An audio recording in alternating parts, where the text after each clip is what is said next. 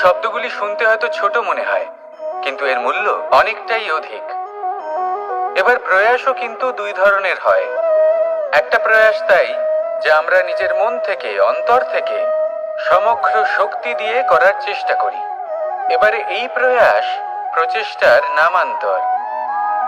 কিছু প্রয়াস এমন হয় যেমন দ্রুতক্রীড়া খেলা। মানুষ বলেন, আজ একটু প্রয়াস করি, একটু দ্রুতক্রীড়া খেলেই দেখি, যদি বিজয়ী হই তবে ভালো ব্যাপার, যদি না হই তবে আর কখনো খেলবো না। এটাও কিন্তু প্রয়াস, কিন্তু এই প্রয়াস পরিশ্রম নয়। পাণ্ডবদের দেখুন, ওনারা যখন পরিশ্রম করেছিলেন তখন খাণ্ডবপ্রস্থকেও ইন্দ্রপ্রস্থ বানিয়েছিলেন।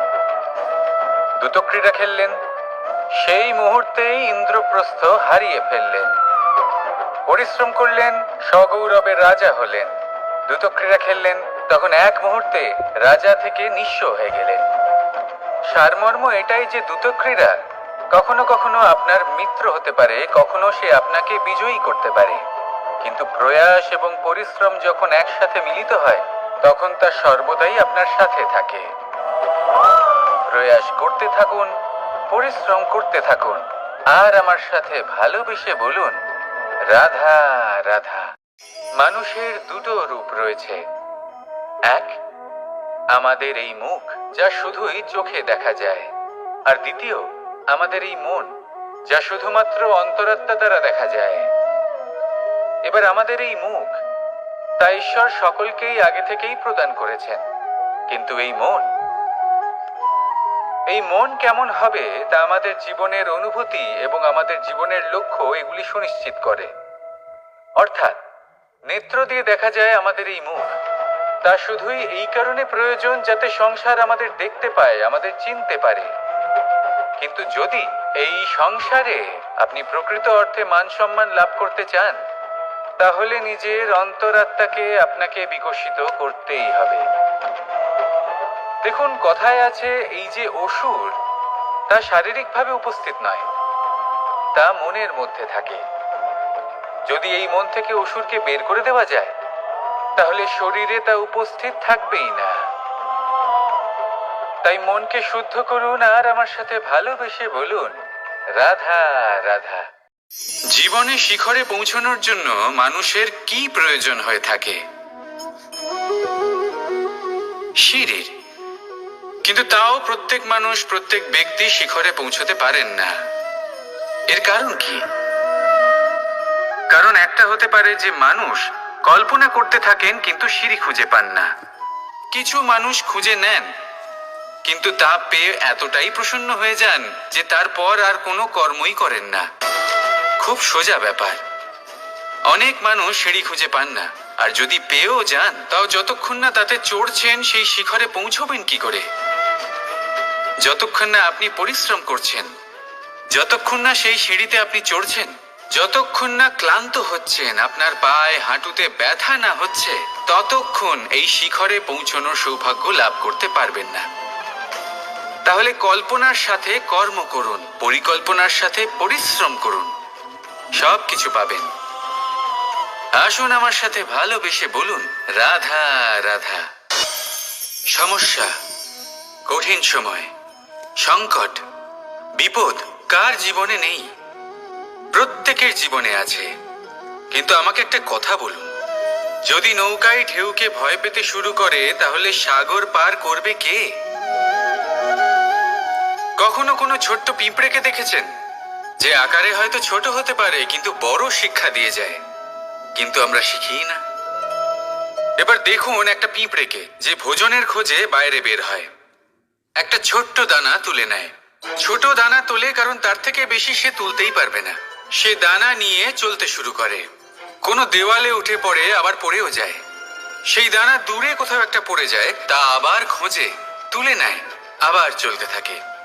পড়ে যায় আবার ওঠে, পড়ে যায় আবার ওঠে, সেই দানাটা রেখে দেয়, আবার বেরিয়ে পড়ে ভোজনের খোঁজে।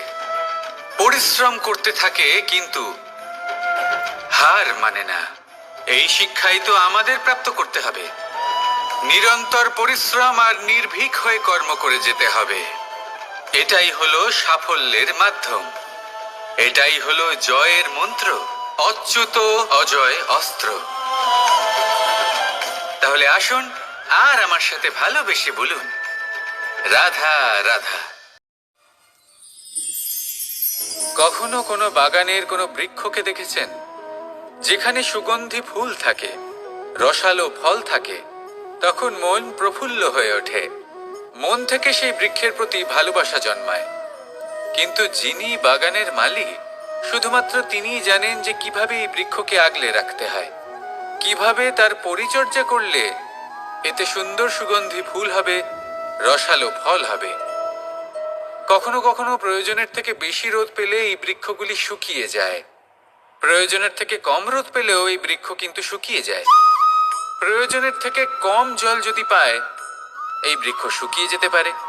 প্রয়োজনের থেকে অতিরিক্ত জল যদি পায়, তখনও এই বৃক্ষের শিকড়গুলি নষ্ট হয়ে যেতে পারে। এবার এটাই কিন্তু আমাদের সংসারের সাথেও হয়। আমাদের সংসারের সকল প্রতিভাশালী ব্যক্তি, যেমন লেখক, বিচারক, প্রবক্তা, যোদ্ধা, এদের সবার ক্ষেত্রে এই কথাটাই প্রযোজ্য। যদি বেশি প্রশংসা করা হয়, তাহলেও এরা হারিয়ে যাবেন। প্রয়োজনের থেকে বেশি যদি নিন্দা করা হয়, তখনও তারা নত হয়ে পড়বেন। তাহলে আপনি এদের রক্ষা করুন এবং নিজেদেরও। মনে রাখবেন একটা কথা, জেনে রাখুন কখন কোন নিন্দায় আপনি লজ্জিত হবেন না, আর কখন কোন প্রশংসার দ্বারা নিজের মধ্যে অহংবোধ জাগ্রত করবেন না। এই মন সুপ্রসন্ন হয়ে বলবে, রাধা রাধা। আমাদের গৃহে অনেক কক্ষ রয়েছে, কিন্তু এমন কি আছে যে একটাই থাকে? আমাদের গৃহের দ্বার। এমন কেন হয়? অনেক দ্বার তো থাকতেই পারে। ভেবে দেখুন, একটা বিশাল ভবন রয়েছে, তার চতুর্দিকে অনেক দ্বার আছে। ভালোই হবে, যাতায়াত করতে সুবিধা হবে, কিন্তু এমন আমরা কেন করি না? এবার আপনি বলবেন যে এটার উত্তর তো সহজ, যতগুলো দ্বার থাকবে ততজন দ্বারপালও থাকবে। কে কখন কোথা থেকে আসবে, কোথায় চলে যাবে, সেদিকে খেয়াল থাকবে না, চুরির সম্ভাবনাও বেড়ে যাবে। যাক, এই বিষয় অন্তত আপনি বোঝেন। সেই জন্য আপনার গৃহে একটাই দ্বার রয়েছে। কিন্তু আপনার মনের বিষয় কি জানেন? আপনার মনেও কি কোনো দ্বার আছে? নেই? তার মানে যে কোনো ব্যক্তি যেখান থেকে খুশি আসতে পারে, আর আপনার মনে যা খুশি প্রবেশ করিয়ে চলে যেতে পারে। কোনো বাধার সম্মুখীন না হয়ে কোনো ব্যক্তি আপনার মনে যা কিছু প্রবেশ করিয়ে চলে যাবে, তা সে আমাদের পক্ষে শুভ হোক, অশুভ হোক, বা যতই ঘাতক হোক না কেন। সেই ভাবনা হতে পারে বাসনাময়, ক্রোধে পরিপূর্ণ, মতভেদে পরিপূর্ণ, বিদ্বেষ বা অহংকারে পরিপূর্ণ, বা কোনো ব্যর্থ ভাবনা হতে পারে। বিশ্বের যে কোনো ভাবনা মনে এসে বসবাস করতে পারে। এবার মনে যা ভাবনা থাকবে, মন সেটাই অনুভব করবে। নেতিবাচক ভাবনা যদি মনে ঘর করে, মন সুখ অনুভব কি করে করবে? সেই জন্য আবশ্যক হলো মনের মাঝে ইতিবাচক সত্তার দ্বার গড়ে তোলা।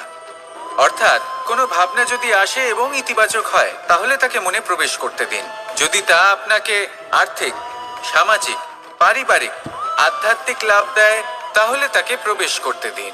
যদি না দেয়, যদি তা নেতিবাচক ভাবনা হয়, তাকে দ্বার থেকেই আবার ফিরিয়ে দিন। আকাঙ্ক্ষা কখন লোভে পরিণত হয়ে যায় তা কেউ বলতে পারে না। এবার তার পরিণাম কি হতে পারে তাও আমরা কেউ জানি না।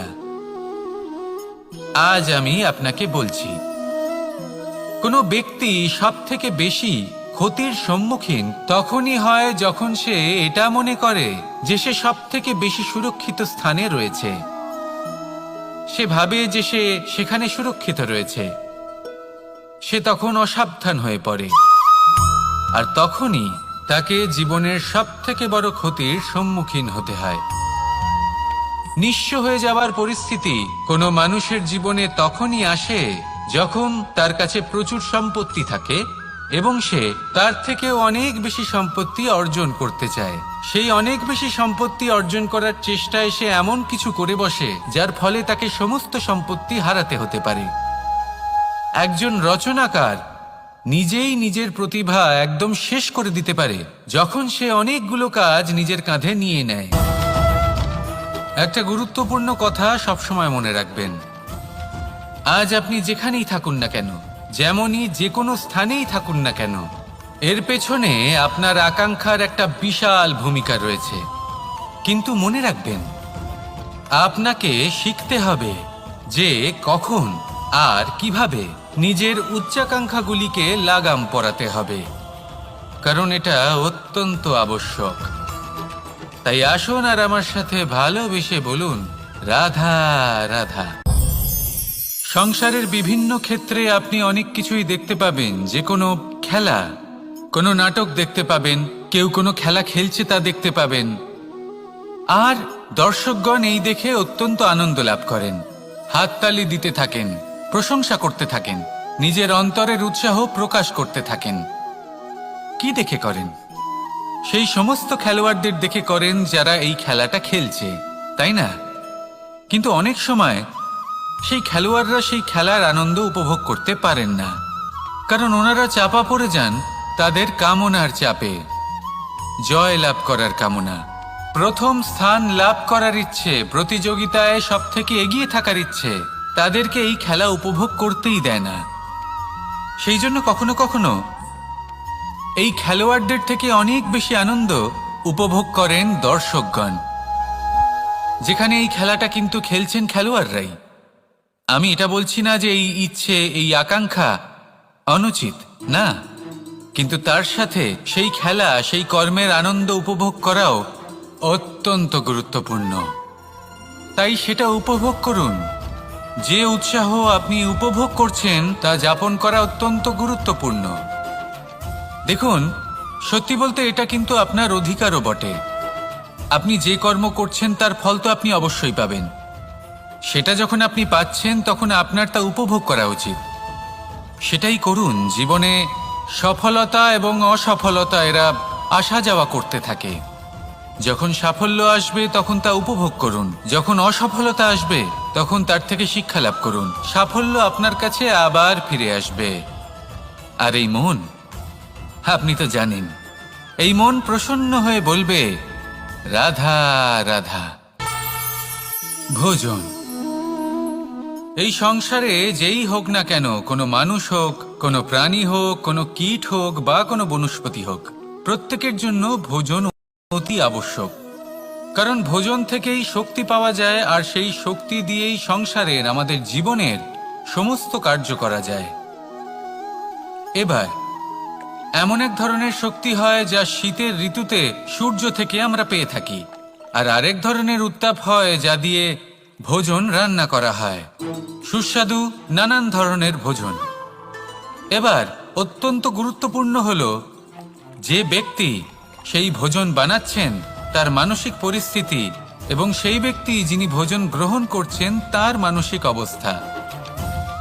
যখনই আপনি ভোজন বানাচ্ছেন তখন ভালোবাসার সাথে কাজটা করুন, ধন্যাত্মক ভাব নিয়ে, সৎ ভাবনার সাথে।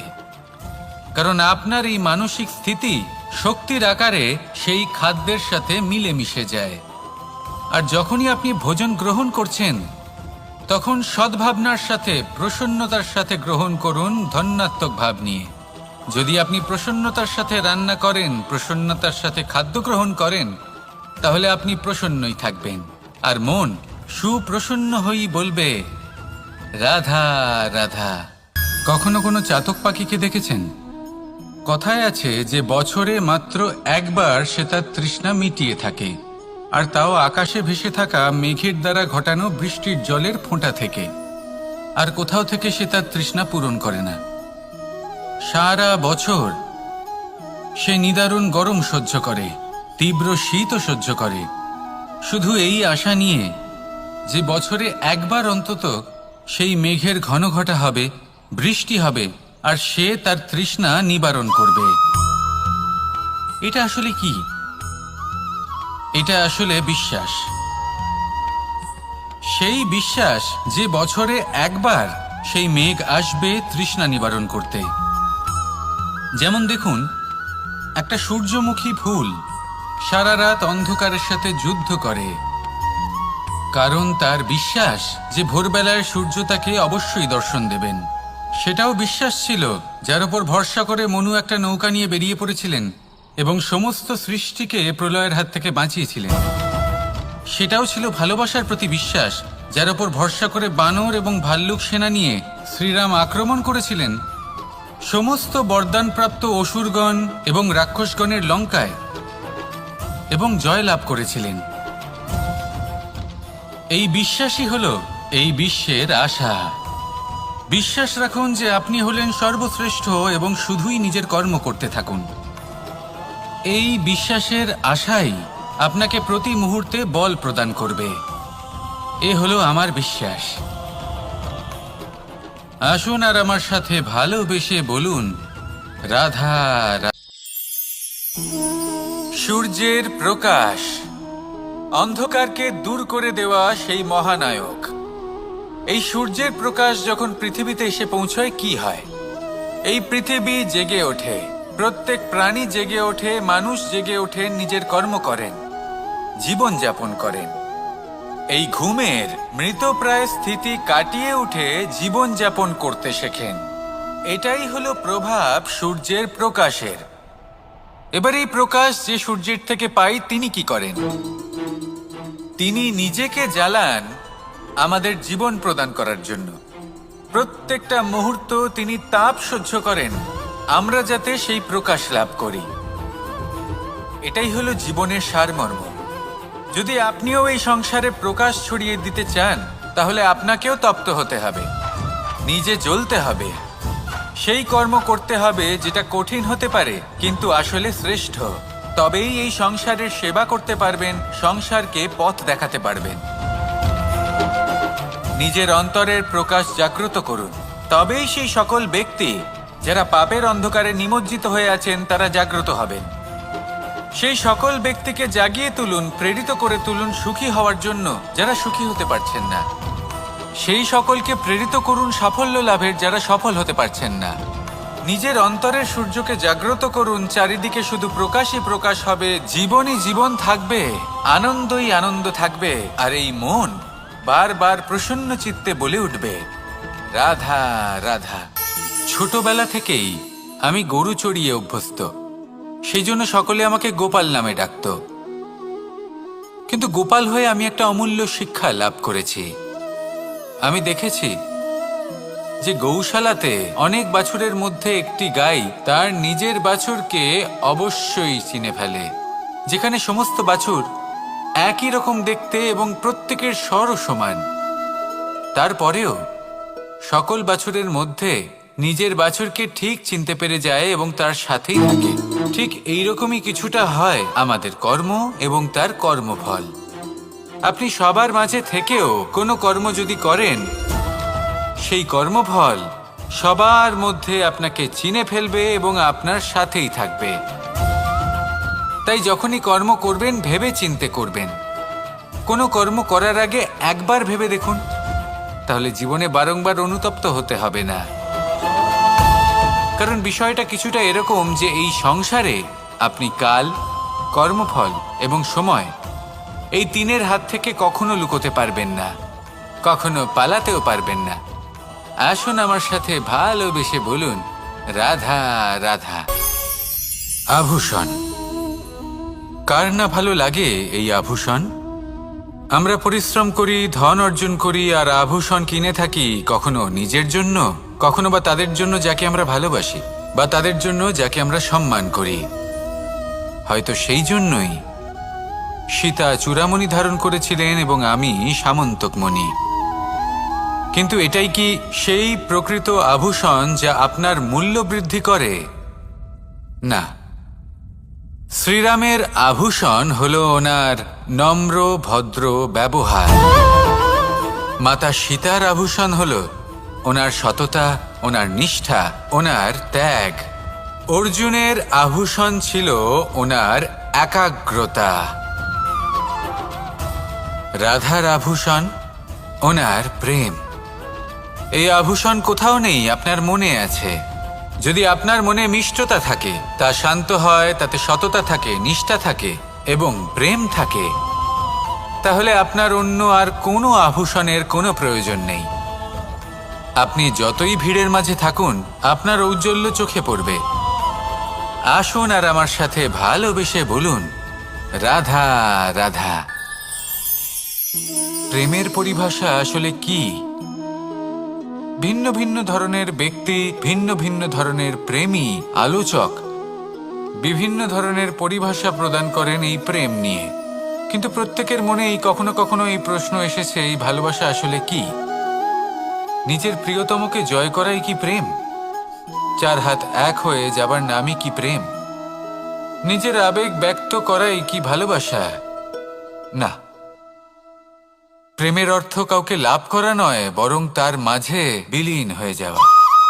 যদি কারোর হাত ধরে থাকি, তাহলে আজীবন তার সাথে পথ চলা হলো প্রেম। প্রেম শুধুমাত্র সেটা নয় যা প্রেমী আর প্রেমিকার কেশদামে মালা বেঁধে দেয়। মাতা পিতার জন্য দিনরাত পরিশ্রম করা, নিজের পরিবারের জন্য দিনরাত পরিশ্রম করা, সেটাও প্রেম। নিজের বন্ধুদের জন্য, আপনজনের জন্য সবকিছু উজাড় করে দেওয়ার নাম হলো ভালোবাসা। নিজের মাতৃভূমির জন্য সাহসের সাথে লড়াই করা এবং আনন্দে নিজের জীবন ত্যাগ করে দেওয়াও কিন্তু প্রেমের নামান্তর। সেই জন্য যারা বুদ্ধিমান ব্যক্তি, তারা কখনো প্রেমের পরিভাষা খুঁজতে চান না, কারণ তারা জানেন যে এই প্রেম কতটা বিশাল। তারা জানেন যে এই প্রেম হলো এক বিশাল সাগর, যাকে নিজের মুঠোয় ধরে রাখা যায় না। সেই জন্য এই প্রেমের সাগরে ডুবে যান এবং সকলকে ভালোবাসতে শিখুন। যদি সবাইকে ভালোবাসতে পারেন, তাহলে তাদেরও কল্যাণ হবে যারা আপনাকে ভালোবাসে, তাদেরও কল্যাণ হবে যাদেরকে আপনি ভালোবাসেন, আর আপনারও কল্যাণ হবে। আর তখন এই মন ভালোবেসে বলবে, রাধা রাধা।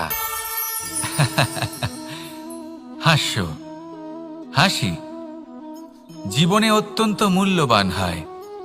কথায় আছে যে হাসি এবং হাস্য আমাদের জীবনে ওষুধের মতো কাজ করে, আমাদের সুস্থ রাখে, আমাদের জীবনের অনুভূতিগুলিকে আরো সুন্দর করে তোলে। কিন্তু প্রত্যেক ওষুধের মতোই এর সাথেও এটাই হয়। প্রত্যেক ওষুধ সঠিক সময়ে, সঠিক মাত্রায়, সঠিকভাবে গ্রহণ করতে হয়। যদি এরকম না হয়, তাহলে এই ঔষধও শরীরের ক্ষতি করে দিতে পারে। এবার আপনি ভাবতে পারেন, হাসি থেকে কিভাবে ক্ষতি হতে পারে? আপনি যদি অন্য কারোর উপরে হাসেন, তাহলে হয়তো তার মনে কষ্ট হতে পারে, তার অন্তরের মিত্র হয়তো শেষ হয়ে যেতে পারে, আর অন্তরের শত্রু জেগে উঠতে পারে। কিন্তু এটাই যদি আমরা সকলকে সাথে এনে সকলের সাথে হাসি, তাহলে হয়তো আমাদের অন্তরের, এই হৃদয়ের ভেতরে লুকিয়ে থাকা যে শত্রু, তা শেষ হয়ে যেতে পারে, আর অন্তরের বন্ধুসত্তা প্রকাশিত হতে পারে। ঠিক কি না? এবার আপনাকে উদাহরণ দিই। যখন দ্রৌপদী দুর্যোধনকে নিয়ে হেসেছিল, তখন তা মহাভারতের সৃষ্টির কারণ হয়েছিল। কিন্তু সেইখানেই যখন পার্থ আর মাধব একসাথে বসে মৃদুমন্দ হাসতেন, তখন ধর্ম স্থাপন করা হয়েছিল। তা আপনি কি চান? কাউকে নিয়ে হেসে তাকে আঘাত করতে চান, নাকি সকলকে একসাথে এনে তাদের হাসিয়ে তুলে ধনাত্মক প্রভাব ফেলতে চান? সিদ্ধান্ত আপনার। আসুন আর আমার সাথে ভালোবেসে বলুন, রাধা রাধা। মাঝে মাঝে কিছু মুহূর্তের জন্য চোখ বন্ধ করে ধ্যানের বেদিতে বসে ধ্যান করতে চেষ্টা করুন, আর বোঝার চেষ্টা করুন যে আমরা সর্বপ্রথম কি দেখতে পাচ্ছি, কি অনুভব করছি। আপনি দেখতে পাবেন সবার আগে আপনার চোখের সামনে আপনার দুষ্কর্মগুলিকে, আপনার লুকিয়ে থাকা ক্রোধ, অন্তরের যন্ত্রণা, ভয়, নিরাশা, এই সব কিছুই সবার আগে দেখতে পাবেন আপনি। আর এই সব কিছুই আমাদের দুঃখের কারণ হয়ে ওঠে। এই সব কিছুর সারমর্ম কি? সারমর্ম শুধু একটাই, সেটা হলো এই যে আমাদের এই মন তা কিন্তু দুষ্কর্ম পছন্দই করে না। আমাদের এই মন একটা সুখময় জীবন যাপন করতে চায়, সৎকর্ম করতে চায়। তাই এটাই করুন, শুভ চিন্তা করুন, শুভ কর্ম করুন, ইতিবাচক মনোভাব নিয়ে জীবনে অগ্রসর হন। তারপর চোখ বন্ধ করে অন্তরে দেখতে থাকুন। দুঃখের আভাসই পাবেন না। এই মন প্রসন্নতা এবং প্রেমের দ্বারা পূর্ণ হবে এবং বারবার বলে উঠবে, রাধা রাধা। সাফল্য। সংসারের প্রত্যেক মানুষ সফল হতে চান। একটু বোধবুদ্ধি আসার পরেই সে সাফল্যের পেছনে ছুটতে থাকেন, আজীবন এই সাফল্যের পিছনে ছুটতে থাকেন। কিন্তু এই যে সাফল্য, তা অর্জন কি করে করতে হয়? ব্যবহার দ্বারা, ছলনা দ্বারা, বল দ্বারা, অর্থের দ্বারা? দুর্ভাগ্যবশত সাফল্য এভাবে লাভ করা যায় না। সাফল্য তখন লাভ করবেন যখন আপনি অসফলতা থেকে শিক্ষা লাভ করবেন। অসাফল্য থেকে শিক্ষা লাভ করা অত্যন্ত গুরুত্বপূর্ণ। করা ভুলের থেকে শেখা অত্যন্ত গুরুত্বপূর্ণ। যদি আপনি অসাফল্যকে ভয় পান, তার থেকে দূরে পালান, তাহলে জীবনে কখনোই এগোতে পারবেন না। অসফলতা আসেই আপনাকে এটা বোঝানোর জন্য যে সাফল্য কিভাবে অর্জন করা যেতে পারে। তাহলে অসফলতাকে স্বাগত জানান, তার থেকে শিখুন। নিশ্চিত রূপে সাফল্য আপনার কাছে আসবেই আসবে। আর এই মন তা সুপ্রসন্ন হয়ে বলবে, রাধা রাধা। কখনো কোনো বৃক্ষকে দেখেছেন? এই ধরিত্রী থেকে ততটুকুই জল নেয় যতটুকু তার প্রয়োজন। কোনো প্রাণীকে দেখুন, এই প্রকৃতি থেকে ততটুকুই খাবার গ্রহণ করবে যতটুকু তার খিদে রয়েছে। খিদে মিটে গেলে আর খাবে না।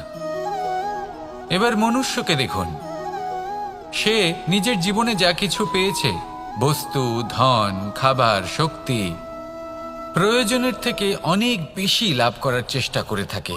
প্রয়োজনের থেকে বেশি যদি পেয়েও যায়, তাহলেও তার কম মনে হয়। এবার এরকম ঠিক কেন হয়? এর পিছনের কারণ কি? কারণ হলো লোভ।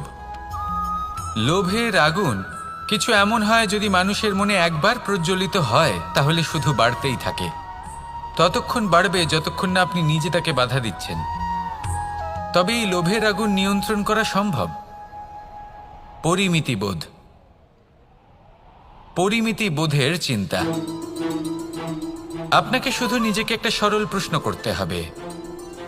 যখনই মনের মধ্যে কোনো বস্তুর প্রতি, শক্তির প্রতি, ধনের প্রতি, ভোজনের প্রতি লোভ বেড়ে যায়, নিজেকে প্রশ্ন করুন, এটা কি আমার কাছে ততটাই প্রয়োজনীয় যতটা একটা বৃক্ষের কাছে জল, যতটা একটা প্রাণীর কাছে ভোজন? এটা কি ততটাই প্রয়োজনীয়? যদি উত্তর না হয়, তাহলে নিজেকে সেখানেই বাধা দিন। সেই ভাবনা সেখানেই ত্যাগ করুন, কারণ সেটাই হলো লোভ। ঠিক এইভাবেই প্রয়োজনীয়তার চিন্তা করে আস্তে আস্তে এই মন নির্লোভ হয়ে উঠবে। আর এই মন প্রসন্ন হয়ে বলবে, রাধা রাধা। এ হলো গোলাপ ফুল। একে আমরা সকলেই চিনি। সমগ্র সংসার ভালোবাসে এই পুষ্পকে। এই ফুল দেখতেও সুন্দর। সবথেকে বেশি গুরুত্বপূর্ণ কথা হলো এর সুগন্ধ, যা দূর দূরান্ত থেকে ব্যক্তিদেরকে আকৃষ্ট করে। এই সুন্দর পুষ্প একটু মন দিয়ে দেখলেই দেখা যায় এর নিচে কাঁটা রয়েছে। এই সংসার বলে, এ প্রকৃতির কেমন রচনা, এত কোমল পুষ্প, এটা কি তীক্ষ্ণ কাঁটা সহ প্রস্ফুটিত হয়? এটাই হলো জীবনের সত্য। আমাদের অন্তরের সদ্গুণ, সেগুলিও এই ফুলের মতোই সুন্দর। সংসার এর সৌন্দর্য দেখতে পায়, এর সুগন্ধ চতুর্দিকে ছড়িয়ে পড়ে। কিন্তু এই সদ্গুণ জাগ্রত করে তোলার জন্য কঠোর পরিশ্রম করতে হয়, প্রতিনিয়ত চেষ্টা করে যেতে হয়। তাই জন্য যদি আপনি জানেন আপনার পথ উচিত, কিন্তু তা কাঁটায় পরিপূর্ণ, তাহলে থামবেন না, চলতে থাকুন। একবার যদি অন্তরের সদ্গুণ জাগ্রত হয়, তাহলে এই সংসার এই সৌন্দর্য দেখবে আর সুগন্ধে আকর্ষিত হয়ে আপনার কাছে আসবে। এই মন, এই জীবন প্রসন্ন হয়ে বলবে, রাধা রাধা। মানুষের এই জীবন, মানুষ জন্ম নেয়, একটা নির্দিষ্ট সময়ের পরে এই সংসার ত্যাগ করে চলেও যায়। এবার শুধু এটাই আবশ্যক নয় যে এই জীবনকালকে আপনি যাপন করবেন, শুধু এটাই গুরুত্বপূর্ণ নয়। আবশ্যক এবং গুরুত্বপূর্ণ হলো এটা যে এই জীবনকালে আপনি এমন কিছু করেন যাতে এই সংসারের মঙ্গল হয়, যাতে এই সংসার আপনাকে মনে রাখে, আপনার থেকে প্রেরিত হয়, আপনার মতো হতে চায়, প্রত্যেক বছর আপনার জন্মতিথির অপেক্ষা করে, এমনভাবে আপনার জন্মদিন পালন করে যাতে সেটা মহোৎসবের আকার ধারণ করে। এবার এই জন্মদিন এমনি এমনি মহোৎসবে পরিণত হয় না। তখন হয় না যখন কোনো ব্যক্তি রাজার রূপে বা কোনো গোয়ালার রূপে জন্মগ্রহণ করে। তখন পরিণত হয় যখন একজন মানুষ জন্মগ্রহণের পরে এই সংসারকে কোনো শিক্ষা দিয়ে যান। কিভাবে একজন মানুষ গোয়ালা থেকে রাজা হতে পারে, কিভাবে একজন মানুষ অসত্য থেকে সত্যের পথে চলতে শুরু করেন, অধর্ম থেকে ধর্মের পথে চালিত হতে পারেন, কিভাবে অন্ধকার থেকে প্রকাশের দিকে যেতে পারেন, কিভাবে নিজের আত্মাকে পরমাত্মার সাথে মিলিত করতে পারেন। তা সে রামনবমী হোক বা জন্মাষ্টমী হোক, তাদের জীবনের সাথে জড়িত প্রত্যেক মুহূর্ত একটা পরবের আকার ধারণ করে। তাহলে আপনিও এইভাবে নিজের জীবন যাপন করতে থাকুন। এই সংসারে শুধু ভালোবাসা বিতরণ করুন, কিছুটা এমনভাবে বিতরণ করুন যাতে আপনি এই সংসার থেকে চলে যাওয়ার পরেও এই সংসারে আপনি শুধুই ভালোবাসা বিতরণ করতে পারেন।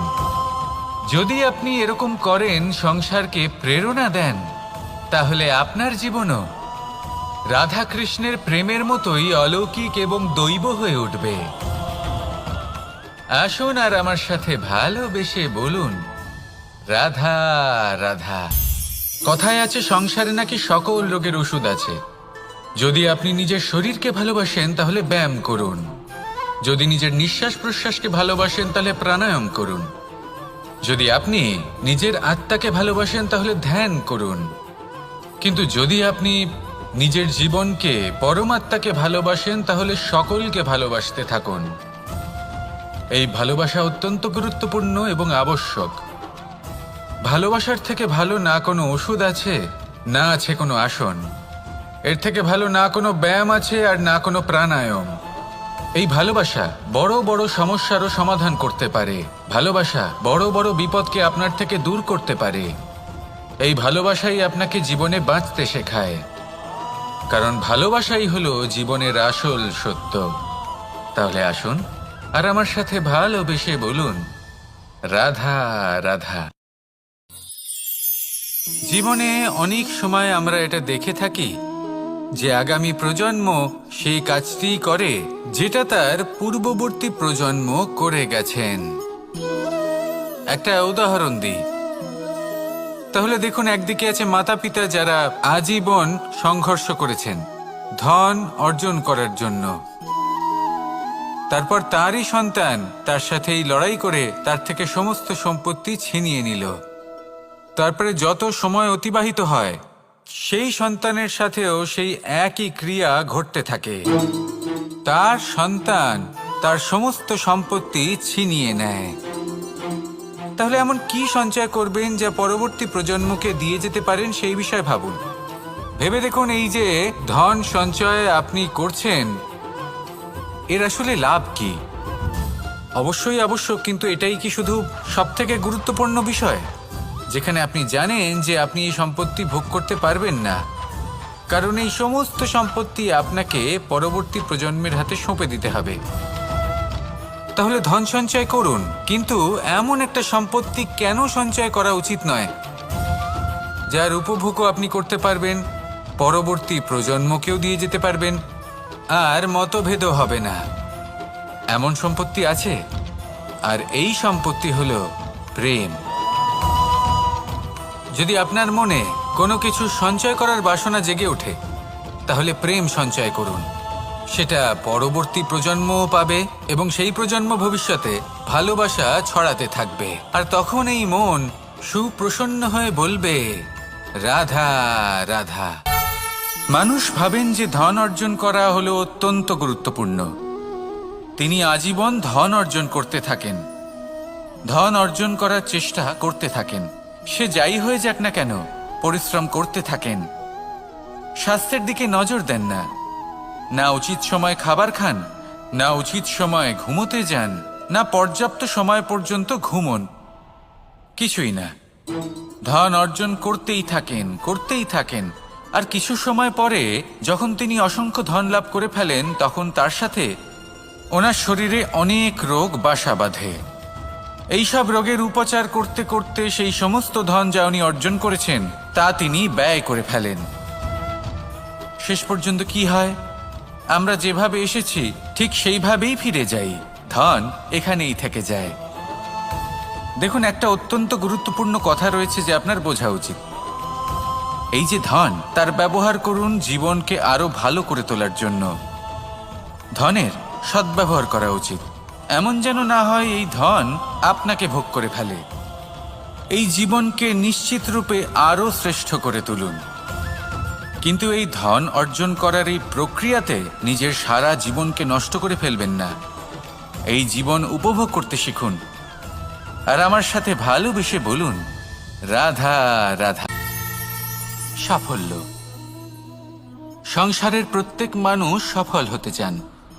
একটু বোধবুদ্ধি আসার পরেই সে সাফল্যের পেছনে ছুটতে থাকেন, আজীবন এই সাফল্যের পেছনে ছুটতে থাকেন। কিন্তু এই যে সাফল্য, তা অর্জন কি করে করতে হয়?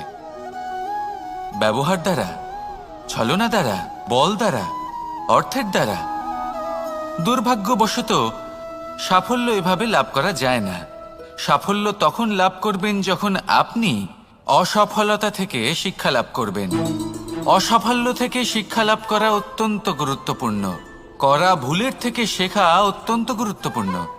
যদি আপনি অসাফল্যকে ভয় পান, তার থেকে দূরে পালান, তাহলে জীবনে কখনোই এগোতে পারবেন না।